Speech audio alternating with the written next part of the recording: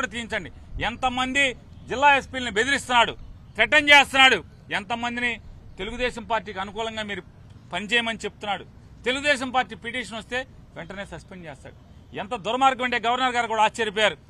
బొత్స సత్యనారాయణ గారు చెప్పారు, సార్ ఒక సీఐని తెలుగుదేశం పార్టీ వాళ్ళు ఇంతంత రాళ్లెట్టి కొడితే తలకాయ పగిలిపోయి ఆడ హాస్పిటల్లో ఉంటే మంచం మీద ఉన్నవాడిని సస్పెండ్ చేశాడు.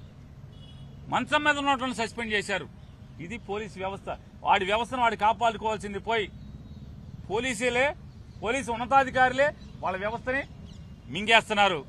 ధైర్యం చెప్పాల్సినటువంటి పోలీసు ఉన్నతాధికారులు లా అండ్ ఆర్డర్ కంట్రోల్ చేయడానికి వెళ్ళినటువంటి పోలీసుల్ని తలకాయలు పగిలితే వాళ్ళ మీద సస్పెన్షన్ యాక్షన్ తీసుకుంటున్నారంటే కనీసం విచారణ లేకుండా ఒక వేరే అధికారిని పెట్టి విచారణ చేశారా, ఒక ఆర్డీఓని పెట్టి విచారణ చేశారా, కనీసం ఆర్ఓ ఏమైనా విచారణ చేసి రిటర్నింగ్ ఆఫీసర్ విచారణ చేసి ఇచ్చారా?